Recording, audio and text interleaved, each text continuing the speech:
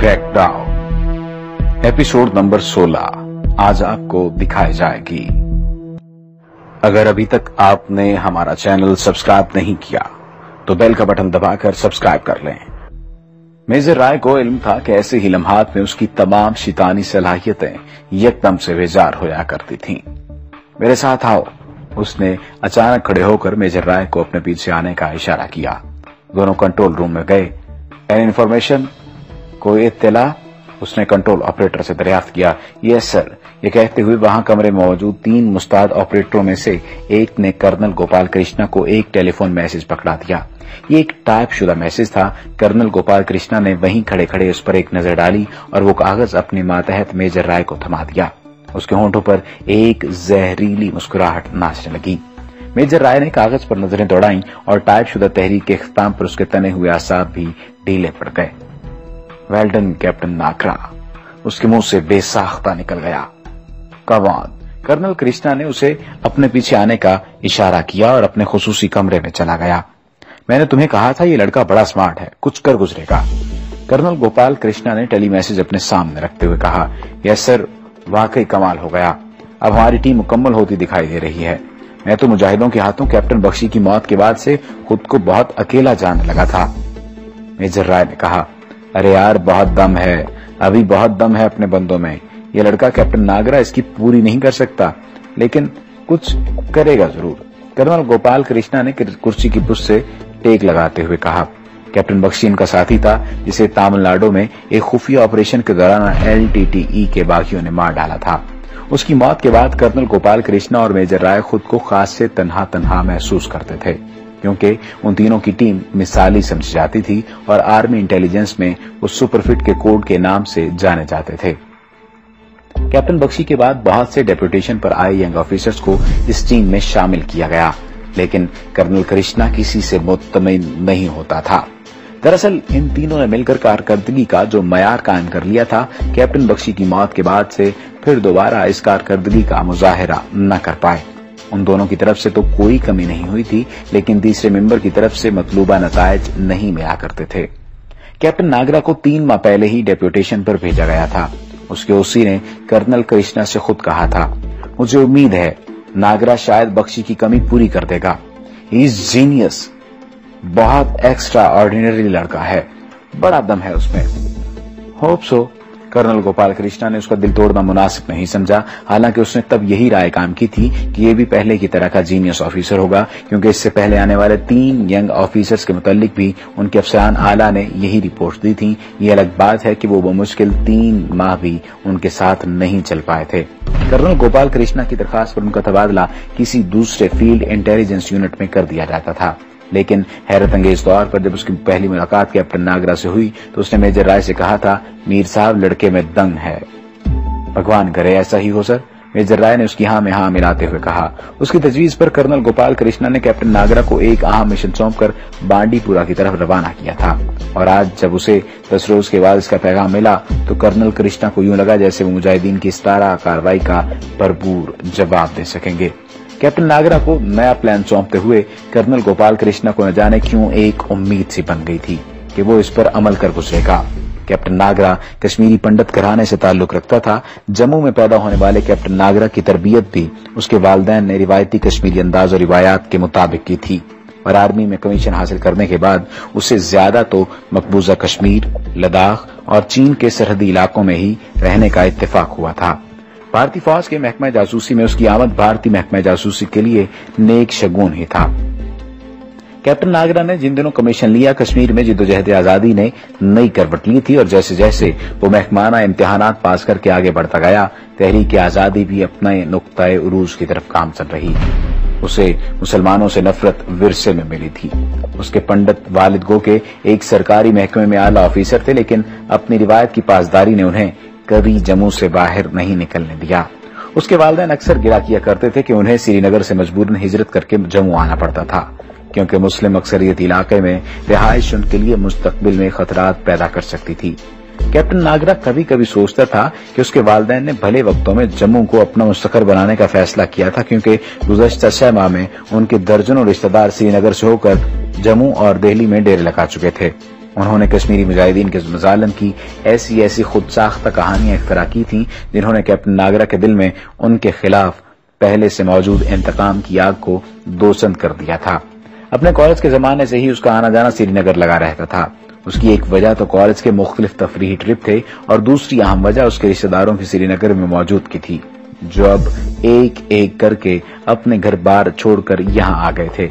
Captain ناگرا نے مجاہدین کی اس لڑائی کو اپنی ذاتی جنگ میں تبدیل کر لیا تھا اور وہ بہر صورت اس شورش کا خاتمہ چاہتا تھا تاکہ دوبارہ سری نگر سمیت سارے کشمیر پر بھارتی حکومت کا مکمل کنٹرول قائم ہو اور سری نگر میں اس ٹھاٹھ باٹ سے زندگی بسر کریں جیسے ان کے آباء و اجداد کیا کرتے تھے۔ ملٹری انٹیلیجنس سے اس کی تبدیلی جب سے را کے اس خصوصی ونگ میں ہوئی تھی، اس نے تب سے یہ محسوس کرنا شروع کر دیا تھا کہ اسے اپنی صلاحیتیں اجاگر کرنے اور اپنی کارکردگی کو 4 چاند لگانے کا موقع ملے گا۔ کرنل ناگرا نے اسے بڑی اہم ذمہ داری سونپی تھی۔ اسے مجاہدین کے کسی بھی باثر گروپ تک رسائی حاصل کر کے ان کے ذخائر کا پتہ لگانا تھا، جس کے بارے میں کرنل ناگرا کا شیطانی ذہن ایک بڑے منصوبے کا آغاز کرنے والا تھا، اور 15 روز کی محنت شاقہ کے بعد اس نے یہ مہم سر کر لی تھی۔ اس نے بانڈی پورہ میں مخبروں کا جال بن کر مقامی بااثر تنظیم العمر کے اس ہائیڈ ہاؤس تک رسائی حاصل کر لی تھی، جہاں 2 روز بعد بیس کیمپ سے تازہ گولہ بارود کی کھیپ آنے والی تھی۔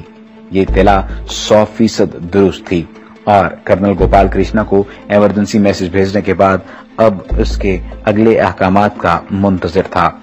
ہیلی کاپٹر کی ہنگامی پرواز کے ذریعے کرنل گوپال کرشنا اور میجر رائے اس کے پاس دوپہر کے کھانے پر پہنچ گئے تھے۔ ہمیں آج ہی اپنے مشن کا آغاز کرنا ہے، کرنل گوپال نے دونوں کو بریفنگ دینے کے بعد کہا۔ ٹھیک ہے سر، آج ہی ہوگا اور آپ کی منشا کے عین مطابق، کیپٹن ناگرا نے اسے یقین دہانی کے لہجے میں کہا۔ شاباش ناگرا مدوائے، مجھے لگتا ہے تم بخشی کی کمی ضرور پوری کرو گے، گوپال کرشنا نے گردن ہلاتے ہوئے کہا۔ Thank you sir. ناگرا نے دونوں پاؤں جوڑ کر اپنا بازو جھٹکے سے بلند کیا اور اسے سلیوٹ کر کے باہر آ گیا، جہاں اس کا نائب صوبیدار اس اطلاع کے ساتھ موجود تھا کہ سیف ہاؤس پر اس کا مخبر رشید ایک اہم اطلاع کے ساتھ حاضر ہے۔ ناگرا اپنی جیب پر سیف ہاؤس کی طرف چلا گیا۔ اس کے اگلے پلان کی کامیابی کا بہت سارا دار و مدار مخبر رشید کے اس اطلاع پر بھی تھا، جس کے لیے اس نے بطور خاص اس کی ڈیوٹی لگائی تھی۔ سیف ہاؤس بانڈی پورہ کے شہری علاقے سے ملحقہ وضافاتی علاقے میں ایک تجارتی فرم کے دفتر کی آڑ میں قائم تھا، جہاں سے بظاہر پھلوں کی تجارت کی جا رہی تھی۔ اس دفتر کا سارا عملہ را پر مشتمل تھا۔ یہ را کی خوش قسمتی تھی کہ ابھی تک ان کا یہ ٹھکانہ مجاہدین کی نظروں سے اوجھل تھا۔ یہ سب کشمیری نژاد ہندو تھے، لیکن یہاں وہ مسلمانوں کی حیثیت سے قیام پذیر تھے۔ انہوں نے باغات کا ٹھیکہ لے کر ان سے پھل حاصل کر کے ایکسپورٹ کرنے والی کمپنی کے ملازمین کا روپ دار رکھا تھا، اور یہ ساری کارروائی اتنے حقیقی انداز میں کی گئی تھی کہ اس پر جھوٹ کا گمان نہیں گزرتا تھا۔ جس جیپ میں کیپٹن ناگرا یہاں پہنچا تھا، ایسی جیپیں مقامی کاشتکار اور باغبان عام استعمال کیا کرتے تھے، اور اس نے لباس بھی مقامی لوگوں جیسا ہی پہن رکھا تھا۔ یوں بھی ہوشیار انٹیلیجنس آفیسر کی حیثیت سے اس پر فوجی ہونے کا شک نہیں کیا جا سکتا تھا۔ رشید کو اس کے ساتھیوں نے بڑی حفاظت سے رکھا ہوا تھا۔ وہ تھوڑی دیر پہلے ہی یہاں پہنچا تھا، لیکن کیا مجال جو کسی کو کان بھی خبر ہونے پائی ہو۔ کیپٹن ناگرا نے اپنا سیٹ اپ بڑی ہوشیاری سے تربیت دیا تھا، جس میں اس امر کو بطور خاص ملحوظ خاطر رکھا گیا تھا کہ کسی بھی مرحلے پر اس کے ساتھیوں میں سے کسی کی شخصیت بھی مشکوک نہ ہونے پائے۔ یہی وجہ تھی کہ وہ اپنے سورس سے ہمیشہ براہ راست رابطہ رکھتا تھا۔ اس نے آج تک اپنا کام کسی اور کو نہیں سونپا تھا۔ رشید ایک الگ اور آرام دہ کمرے میں بیٹھا تھا، جہاں اس کی ضرورت کی ہر شے موجود تھی۔ اس نے اپنے جسم کو گرم رکھنے کے لیے یہاں آتے ہی وسکی کا ایک پیک چڑھا لیا۔ ایسے ہی لوازمات کے لیے اس نے یہ لانتی راستہ اختیار کیا تھا۔ کیپٹن ناگرا نے اس کے لیے شراب و شباب کا مکمل اہتمام کر رکھا تھا اور اسے کبھی ان دونوں کی کمی کا احساس نہیں ہونے دیا تھا۔ ہاں بھی رشید، کیا حال ہے؟ کیا خبر ہے؟ ناگرا نے بے تکلفی سے اس کے کندھے پر ہاتھ رکھتے ہوئے دریافت کیا۔ صاحب، آپ نے اگر رشید سے دوستی کی ہے تو آپ کو علم ہونا چاہیے کہ ہم بھی یاروں کے یار ہیں، اس نے جھومتے ہوئے کہا۔ وسکی اس کے دماغ کو چڑھنے لگی تھی۔ یار، ہم بھی کسی معمولی ایرے گہرے سے دوستی کے قائل نہیں، یہاں تو ہر دوسرا کشمیری کام کرنے کے لیے تیار ہے۔ تمہارا انتخاب کچھ دیکھ کر ہی کیا ہے نا؟ ناگرا نے اس کو ہراشیری دی۔ صاحب، آج رات وہ اپنے گھر میں گزارے گا۔ رشید نے اس کی طرف جھکتے ہوئے سرگوشی کے انداز میں کہا۔ پکی بات ہے نا؟ ایک دم پکی بات ہے صاحب، 16 آنے پکی، رشید نے بڑے پر اعتماد لہجے میں کہا۔ اگر یہ خبر صحیح نکلی تو تمہیں معمول سے 2 گنا انعام ملے گا رشید۔ कैप्टन नागरा ने उसके हाथ बेकरारी से अपने दोनों हाथों में थामते हुए कहा, सर मैं खुद उसकी बीवी को लेकर आया हूँ। उसका मामू मेरा दोस्त है और हम दोनों उसे कपवाड़ा से लेकर आए हैं। मैं चूंकि मुजाहिदीन के लिए काम करता रहा हूँ, ये लोग मुझ पर एतमाद करते हैं। मुझे गुनाई के मामू ने बताया था आज वो अपने घर में रात गुजारेगा, इसलिए वो उसकी बीवी को लेने जा रहा है। सर गुनाई करीबन 6 माह के बाद अपने घर आया है और इसकी बीवी को भी उसके वालिदैन ने किसी रिश्तेदार के घर में छुपाया हुआ था। आज दोनों मियां बीवी इकट्ठे हों। आगे उसने एक एक बात करके तफसीलात बताना शुरू की। Well done. नागरा ने अपनी बेकाबू धड़कनों को बमुश्किल समेटा। हिज्ब का मकामी कमांडर गनाई आज रात अपने घर गुजारने जा रहा था। इसका मतलब यही था कि उनके अगले मंसूबे की कामयाबी अभी से 100% यकीनी हो गई थी। तुम आज श्रीनगर निकल जाओ, मौज मेला करके 5-6 रोज बाद आना। नागरा ने कुछ सोचते हुए अपनी जेब से कुछ नोट निकालकर उसकी फैली हुई हथेली पर रख दिए। रशीद थोड़ी देर बाद चला गया। उसके फरिश्तों को भी इस बात की खबर न हो सकी कि सेव हाउस से बांडीपुरा तक राह ने उस पर कड़ी नजर रखी थी। कैप्टन नागरा अपने ऑपरेशन का आगाज करने से पहले इस बात की गारंटी चाहता था कि रशीद मुजाहिदीन की काउंटर इंटेलिजेंस की नजरों में तो नहीं आ चुका। अक्सर ऐसा हुआ था कि मुजाहिदीन अपने किसी साथी को खुद ही राह के जाल में फंसाकर उसे डबल क्रॉस कर लिया करते थे और भारतीय फौज को इस तरह की मुतअद्दिद कार्रवाइयों में जबरदस्त जानी नुकसान उठाना पड़ा था। मार्टर गांव में बीएसएफ के हेडक्वार्टर पर मुजाहिदीन ने जो कयामत ढाई थी, उसमें बुनियादी किरदार भारतीय इंटेलिजेंस के एक डबल क्रॉस मुखबर ने ही अदा किया था। नागरा इस मरहले पर बड़ा मोहतात था। उसे ऑपरेशन की कामयाबी से ज्यादा अपनी प्रेस्टेज की फिक्र दामनगीर थी। वो किसी भी मरहले पर कर्नल गोपाल कृष्णा पर अपनी कोई कमजोरी जाहिर होने से खौफजदा था। उसे इल्म और एहसास था कि अगर कर्नल गोपाल कृष्णा का एतमाद हासिल कर लिया तो सारी जिंदगी ऐश करता रहेगा। कर्नल गोपाल कृष्णा तो उस ओहदे का कर्नल, लेकिन उसके इख्तियारात भारतीय फौज के किसी जर्नल से भी ज्यादा थे। उसके पास लाखों रुपए का बजट था। अपने मातहतों पर वो राह के खुफिया फंड्स के जरिए दरवाजे खोल दिया करता था और कैप्टन नागरा ने यह सोचकर एक मंसूबे के तहत ही इसका कुर्ब हासिल किया था कि यहाँ फंड्स की कोई कमी नहीं है। उसे मुकम्मल यकीन था कि अगर कर्नल गोपाल कृष्णा के साथ उसने 1 साल भी गुजार लिया तो भारत के 3-4 बड़े बड़े शहरों में वो अपने लिए एक बंगला जरूर खरीद सकता था और यही उसका ख्वाब था जिसकी तकमील के लिए वो कुछ भी कर गुजरने को तैयार था। दौलत उसकी बहुत बड़ी कमजोरी थी। उसने फौज जरूर ज्वाइन की थी जहां दौलतमंद बनने के चांसेस नहीं थे, लेकिन वो अपनी इसी नौकरी से दौलतमंद बनना चाहता था और बड़ी कामयाबी से इस मंसूबे पर अमल पैरा था। उसने दिन रात मेहनत करके अपनी साख कायम की थी ताकि खुफिया फंड्स के साथ इस्तेमाल पर मुकम्मल इख्तियार मिल जाए। जो ऑपरेशन वो करने जा रहा था, अगर उसमें नताइज उसकी तवक्को के मुताबिक बरामद होते तो कुछ अजीब नहीं था कि वो कम अज कम दिल्ली में अपना एक अपार्टमेंट तो जरूर खरीद लेता। उसने रशीद के जरिए 2 अहम तरीन मालूमात हासिल कर ली थी। दूसरी इत्तला को तो वो कुदरत की तरफ से अपने लिए खुसूसी इनाम समझ रहा था। हिज्ब के मकामी कमांडर गनाई, जिसकी गिरफ्तारी पर हुकूमत ने 3 लाख रुपए का इनाम का ऐलान कर रखा था, उसके काबू आने वाला था, लेकिन उसे सिर्फ 3 लाख पर इक्तिफा नहीं करना था। उसे इन 3 लाख को 30 लाख में तब्दील करना था, जिसके लिए उसके शैतानी जहन ने एक कामयाब मंसूबाबंदी की थी।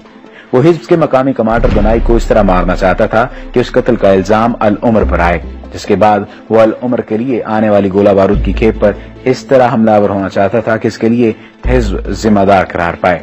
अगर वो अपने शैतानी मंसूबे में कामयाब हो जाता तो बांडीपुरा में 2 मजबूत मुजाहिद तंजीमों के दरमियान नफरत की मुस्तकिल बुनियाद बन जाती, जिसके बाद इस पर कामयाबी की राहें खुल जाती, इनामात की बारिश बरसने लगती और वो आगे ही आगे बढ़ता चला जाता। वो अपनी पहली ही हैरानकुन के जरिए अपने अफसर आला कर्नल गोपाल कृष्णा को चौंका देना चाहता था। वो चाहता था कि न सिर्फ गोपाल कृष्णा उसे बख्शी का जानशीन समझने लगे, बल्कि वो अपने दस्तेरास्त मेजर राय और मीर साहब की जगह भी उसको दे दे, जिसके बाद वो अपनी मर्जी से राह के करोड़ों रुपए के फंड्स इस्तेमाल कर सकता था। अपनी मतवक्को कामयाबी के नशे से सरचार वो थोड़ी देर के बाद कर्नल गोपाल कृष्णा के सामने बैठा उसे अपनी ताजा इत्तला का सरप्राइज दे रहा था। उसने कर्नल गोपाल कृष्णा को जब अपने अगले मंसूबे से आगाह किया तो कर्नल गोपाल कृष्णा अश अश कर उठा, कहने लगा, वाकई भाई दम है लड़के में, दम है। उसने मेजर राय की तरफ देखकर आंख दबाई, जो उर्दुली की तरह इन दोनों के लिए पैक तैयार कर रहा था। हिज्ब का मकामी कमांडर गुनाई करीबन 6 माह के बाद कर वापस लौटा था। मकामी मुजाहिदीन ने इस बात का मुकम्मल एतमाद कर रखा था कि इसकी आमद की खबर किसी को न होने पाए। آخری لمحات تک گنائی کے والدین کو بھی لا علم رکھا گیا اور انہیں بھی کسی دوسرے محلے میں جہاں گنائی کے قیام کا بندوبست کیا گیا تھا اس کے ساتھ ہی شام ڈھلے لے کر گئے تھے۔ گنائی کی مجاہدہ بیوی بھی، جس نے نزدیکی گاؤں میں پناہ لے رکھی تھی، ایک عرصے کے بعد اپنے خاوند سے ملنے جا رہی تھی۔ مقامی آبادی میں گنائی کی بیوی کلثوم بہن کو ایک مجاہدہ کی حیثیت سے شہرت حاصل تھی اور وہ بھارتی بربریت کے خلاف ہزاروں کی تعداد میں مشتمل خواتین کے متعدد جلوسوں کی قیادت کر چکی تھی۔ متعدد مرتبہ پولیس نے اسے تشدد کا نشانہ بنایا۔ آخری جلوس میں تو کلثوم بہن کا سر ایک زوردار لاٹھی کی ضرب سے پھٹ گیا تھا، لیکن اس کی خوش قسمتی تھی یا پھر اس کی مجاہد بہنوں کا جذبہ اثار و قربانی کہ انہوں نے کبھی بھارتی فوج یا پولیس کو اتنا موقع نہیں دیا کہ وہ کلثوم بہن کو گرفتار کر سکیں۔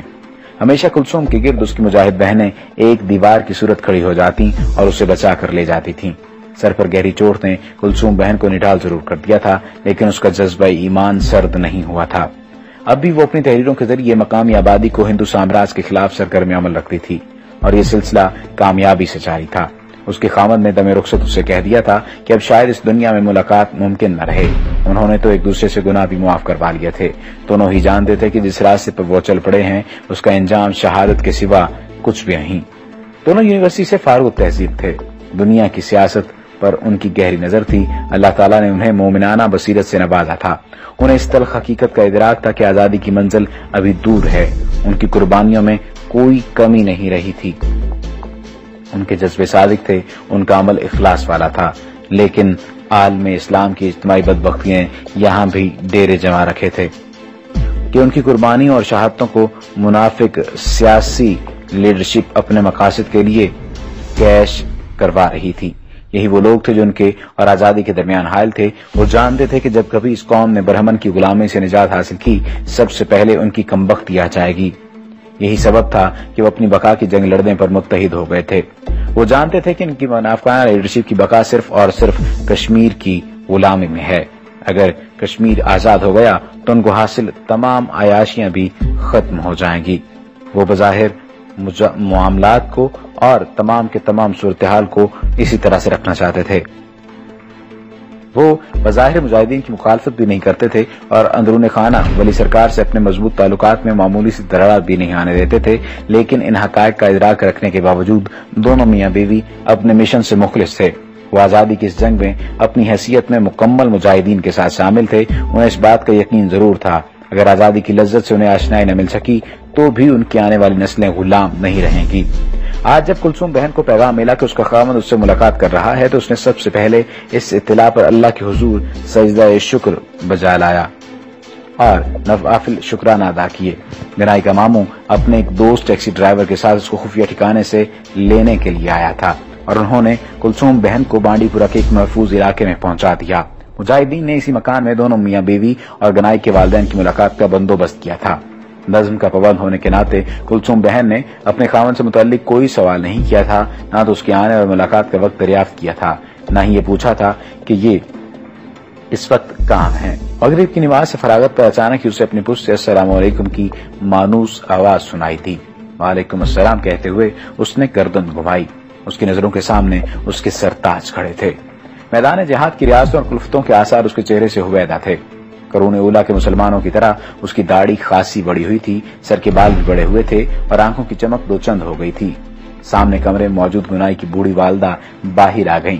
انہوں نے بیٹے کو سینے سے چمٹا لیا اور بے اختیار اس کے بوس سے لینے لگی۔